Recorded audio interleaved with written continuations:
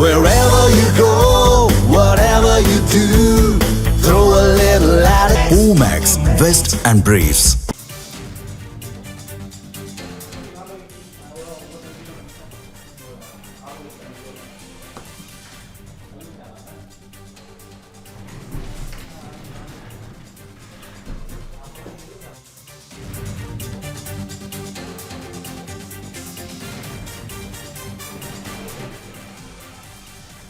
சற்று முன் கிடைத்திருக்கும் முக்கிய செய்தி, பல்கலைக்கழக துணைவேந்தர்களை நியமிக்க தேடுதல் குழுக்களை தமிழக அரசு அமைத்தது சட்டவிரோதமானது என ஆளுநர் RN ரவி குற்றச்சாட்டை முன்வைத்திருக்கின்றார். முக்கிய செய்தியாக பார்த்து கொண்டிருக்கிறோம்.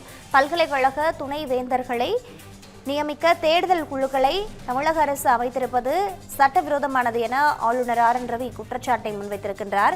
வழக்குகள் நிலுவையில் இருக்கும் போது துணைவேந்தர்களை நியமிக்க தேடுதல் குழுவை அமைப்பது நீதிமன்ற உத்தரவுக்கு முரணானது எனவும் ஆளுநர் குறிப்பிட்டிருக்கின்றார். முக்கிய செய்தியாக பார்த்து வருகிறோம். மேலும் நீதிமன்ற இறுதி தீர்ப்பு வரும் வரை தேடுதல் குழுக்களின் செயல்பாடுகளை நிறுத்தி வைக்க வேண்டும் எனவும் தமிழக அரசுக்கு ஆளுநர் வலியுறுத்தியிருக்கிறார். பல்கலைக்கழகங்களுக்கான துணைவேந்தர் தேடுதல் குழுவில் UGC உறுப்பினர் ஒருவர் கட்டாயம் இடம்பெற வேண்டும் எனவும் ஆளுநர் தற்பொழுது தெரிவித்திருக்கின்றார். முக்கிய செய்தியாக பார்த்து வருகிறோம். தமிழக அரசின் நடவடிக்கை மாநில அரசுக்கும் பல்கலைக்கழகங்களுக்கும் தேவையற்ற சிக்கலை உருவாக்கும் எனவும் ஆளுநர் தற்பொழுது குற்றச்சாட்டை முன்வைத்திருக்கிறார். கூடுதல் தகவல்களோடு இணைப்பில் இருக்கிறார் எமது தலைமை செய்தியாளர் விக்னேஷ். விக்னேஷ், தற்பொழுது இந்த விவகாரத்தில் ஆளுநர் முன்வைத்திருக்கக்கூடிய குற்றச்சாட்டுகள் என்னென்னவாக இருக்கின்றன? வணக்கம்.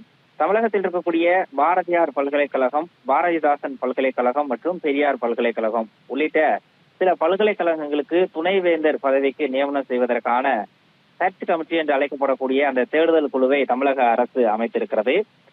தமிழக அரசு அமைத்திருக்கக்கூடிய அந்த தேடுதல் குழுவுக்கான கால அவகாசம் நிறைவடைந்திருக்கக்கூடிய சூழலில் அந்த கால அவகாசத்தை மேலும் நீட்டித்திருப்பதோடு அவர்களுடன் அந்த துணைவேந்தருக்காக விண்ணப்பித்தவர்களுடன் சில கலந்துரையாடலை நடத்தியிருப்பதாகவும் புகார் எழுந்திருக்கிறது. இந்த நடவடிக்கைக்கு கடுமையான கண்டனத்தை பதிவு செய்யக்கூடிய வகையிலும் கடுமையான எதிர்ப்பை பதிவு செய்யக்கூடிய வகையிலும் தமிழக ஆளுநர் ரவி தரப்பிடமிருந்து ஆளுநர் மாளிகையிலிருந்து ஒரு அறிக்கை வெளியாகி இருக்கிறது. அந்த அறிக்கை என்பது தமிழக அரசினுடைய இந்த நடவடிக்கைகள் என்பது நீதிமன்ற உத்தரவுக்கு முரணானது என்பதோடு நீதிமன்ற உத்தரவை மீறக்கூடிய வகையில் அமைந்திருப்பதாக ஒரு குற்றச்சாட்டை முன்வைத்திருக்கிறார்கள்.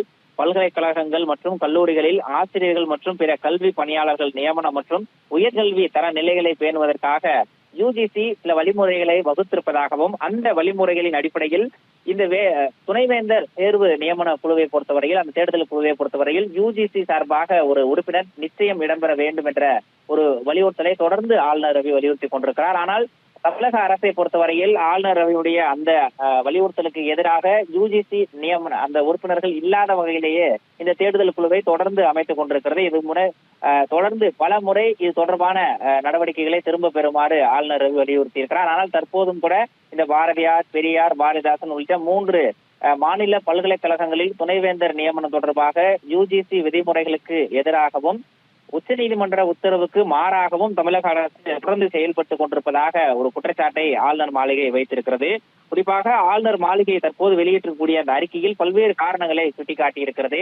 ஏற்கனவே தமிழ்நாடு சட்டப்பேரவையில் நிறைவேற்றப்பட்ட அந்த துணைவேந்தர் நியமனம் தொடர்பான சட்ட மசோதாக்கள் தொடர்பான வழக்கு நீதிமன்றத்தில் நிலுவையில் இருக்கும் போது இது போன்ற தமிழக அரசினுடைய நடவடிக்கைகள் நீதிமன்ற உத்தரவுகளை அவமதிக்கக்கூடிய வகையில் இருப்பதாக குற்றம் சாட்டியிருக்கிறார்.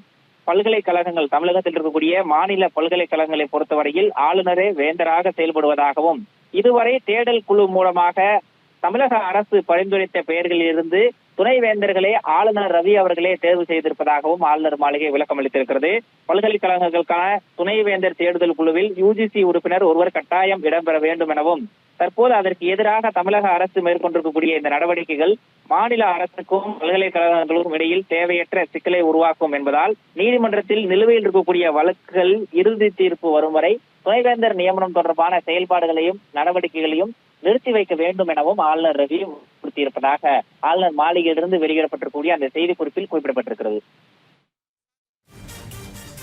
விவரங்களுக்கு நன்றி விக்னேஷ்.